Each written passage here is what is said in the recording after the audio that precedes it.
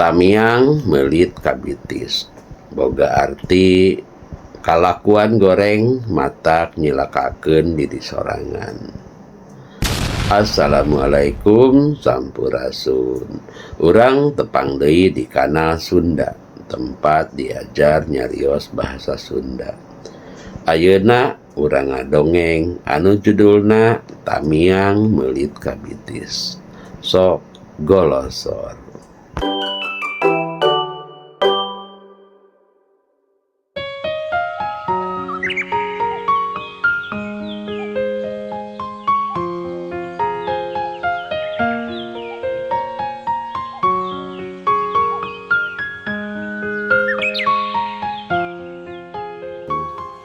Aya leuwih anu isina ku pirang-pirang lalaukan. Eta masyarakat laut teh hirup sauyunan. Keuna ku paribasa kacai jadi saleuwih, kadarat jadi saloga. Tara pahiri-hiri mandi, tara pagirang-girang tampian. Estu ayam tentrem, sepi jempling towong rampong. Ari anu jadi rajana nyaeta sakadang lele. Pangna sakadang lele dibenung jadi raja, alatan taweksana jeung nyaahna karahayat. Salianti eta sakadang lele boga hiji senjata nyaeta patilna. Kulantaran hal eta sakabeh lauk ngarasa gimir mun papanggih paamprok jonghok jeung sakadang lele. Najan kitu kusararea dipihormat, diajenan jeung didama-dama. Tapi sakadang lele teu ieuh ulah adat.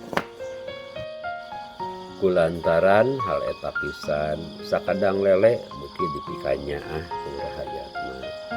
Ngan tina sakitu rahayat nagri leuwih anu nyaah jeung hormat ka sakadang lele, aya hiji lauk anu boga hate julik jeung dengki. Eta lauk teh nyaeta sakadang lauk emas. Pangna sakadang lauk emas sirik ku sakadang lele, bane bae ceuk manehna mah nupang hade rupa jeung pang alusna nyaeta manehna sorangan. Sakuduna mah anu jeneng jadi raja teh kula euy, ceuk lauk emas ka lauk sepat dina hiji waktu. Naha naon sababna anjeun meuni pede kitu, ceuk lauk sepat nanya. Ih maneh mah teu ngeuh, tingali atuh sisir dewek pan cakieu ngagurilapna. Cik pikir lauk mana anu boga sisir pang alusna, apanan kula sorangan tembal lauk emas semu ngagedes. Nya ari kitu teh mah, tapi apanan ari pamimpin mah teu sakadar katingali tina lahiriahna wungkul, oge kudu didedel ku pangaweruh anu masaji. Ceuk lauk sepat embung eleh mere pendapat.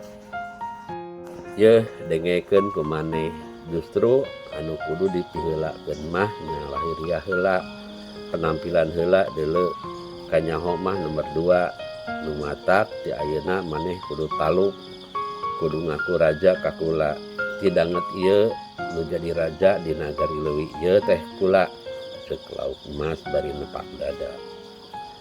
Ketak lauk emas kadengieun ku sakadang lele, salaku raja di eta leuwih. Sakadang lele terus geuwat-geuwat ngayakeun tindakan, sabab kalakuan lauk emas teh geus nyababkeun suhu politik di nagari leuwih eta jadi harengheng. Mun teu gancang diungkulan, bisa-bisa aya kajadian perang saudara. Sakadang lele terus ngumpulkeun sakabeh rahayat kaasup lauk emas. Pikeun ngarengsekeun ieu pasoalan, ceuk pikir sakadang lele eueuh deui jalan kudu dibalikeun ka rahayat. Hei sakabeh rahayat kula, nu matak arandika dikumpulkeun teh teu aya lain, andika kabeh diperedih pikeun nangtungkeun saha anu bener-bener bakal jadi raja. Kula hayang apal, naha andika teh deuk tetep marilih kula atawa deuk milih sakadang lauk emas. Pek ayeuna mah gunakeun hak arandika kabeh, luyu jeung lalembutan andika. Ceuk sakadang lele diantara muka sawala. Bisi aya nu deuk nanyakeun atawa nu rek ngajukeun usul, pek pok nyarita ayeuna. cek sakadang lele diteruskeun deui. Lauk emas ngacung sarta pokna lah teu kudu pulah pilih sagala. Geus sidik nu pantes jadi raja mah kula, geus puguh kula mah panggagahna. Bisi maraneh teu percaya, engke di mana aya manusia ilikan ku sararea, saha nu baris dipuji ku manehna. Sajongjongan sakabeh lauk nu aya di dinya sing haruleng.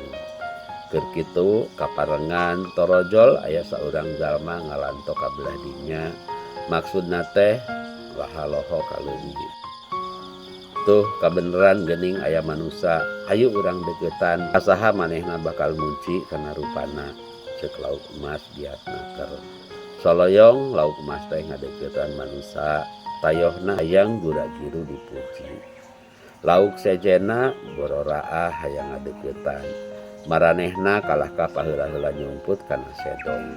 Sabab manehna apal pisan, tangtu manusia bakal nolak lauk pikeun dibawa balik ka imahna. Nu tangtuna bae kadituna mah bisa digoreng, bisa dibeuleum atau dipait.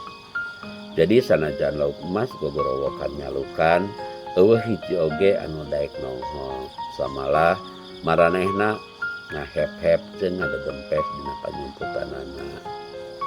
Waktu lauk emas ngadeuketan teu papasini deui, gep wae lauk teh dicer. Teu kudu hese-hese beleke, sasat nyamperkeun paneunggel, lauk emas bus diasupkeun kana koja. Leuh geuning ti mana wae milik mah, teu kudu ngalalauk, lauk datang sorangan, ceuk eta jalma ngomong sarangan. Atuh sakadang lauk emas teh kabawa ku eta jalma, manehna geus eueuh deui di nagari leuwih eta. Ti harita nagari leuwih repeh rapi, jeung sakadang lele anger dibenung jadi raja ku rahayatna. Tah mung sakitu dongeng anu judulna Tamiang Meulit Kabitis. Tamiang meulit kabitis, ngandung harti nyaeta pagawean anu goreng bisa nyilakakeun diri sorangan. Eta anu dilakukeun ku lauk emas. Dalam bahasa Indonesia ini memiliki arti perbuatan buruk akhirnya dapat mencelakakan diri sendiri. Atau peribahasa yang lebih ringkas lagi adalah senjata makan tuan. Ulah hilap, like, subscribe, sareng tinggalkeun papak di kolom komentar. Assalamualaikum warahmatullahi wabarakatuh.